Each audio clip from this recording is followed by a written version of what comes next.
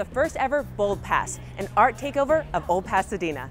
The name BoldPas came out of the idea of something surprising in Old Pasadena. That is an intersection of design, history, architecture, and art taking place in public spaces.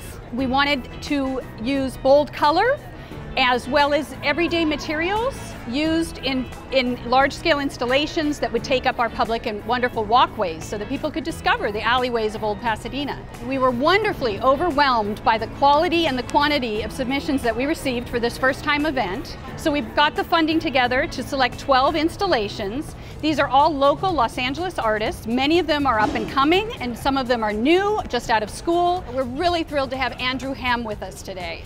I wouldn't even want to call it street art because it's almost fine art taken to a street urban location. So he is live painting, is what they call it. He's on site all afternoon. People can talk to him, ask him questions.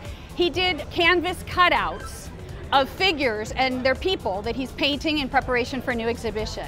We had a lot of architecture students and design students, and they all really were inspired to do something wonderful in our alley walkways. The inspiration for this installation was going back to what I have known of Pasadena, and I also wanted something that was childlike, that people could play with, and for me, Pasadena is I've had all these memories of being a kid. We live in the desert, but in Old Town there's no cacti anywhere, and so I thought it'd be interesting to kind of bring that element into the space. They gave us 2 months to complete the whole entire thing, and it took me about 300 hours to actually do it. Well, there's a long process behind creating it. First you have to make the cardboard forms, then you have to cover them in paper mache, let them dry. Thankfully we have a bright sun here in LA, so it only takes about 24 hours if you leave them outside, and then you paint them. And then after painting, then it just comes to decorating. The googly eyes, the pom-poms, lots of Sharpie. It's just fun kind of creating all the little details. We asked our merchants to participate by creating what we're calling art stops.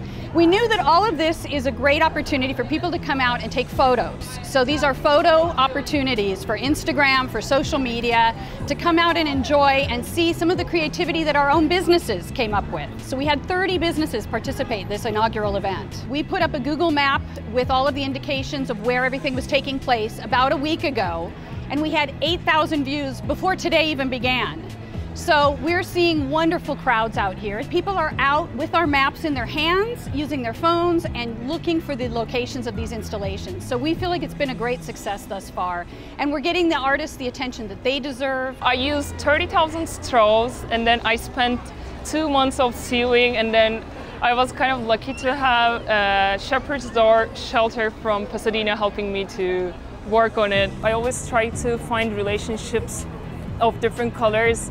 I'm trying to create different perceptions almost for people to see, and then for example this piece, when it interacts with the wind and then they start moving, it kind of creates this changing image that everyone captures different throughout the day. Just the idea of bringing art to the street, art to the community, and just I've always been about bringing art outside of the gallery, outside the museum, so that's what I love most about this. I think BoldPas is great so far, and I look forward to the coming years and maybe participating again. We definitely want to bring this event back as an annual event. We hope to grow it and have more installations, more artists, more art stops working with our merchants. So we're very excited to continue to bring this to Old Pasadena. That's it for this episode. Look for a new show next month, and make sure to follow us on social media and visit us at pasadenamedia.org. See you next time.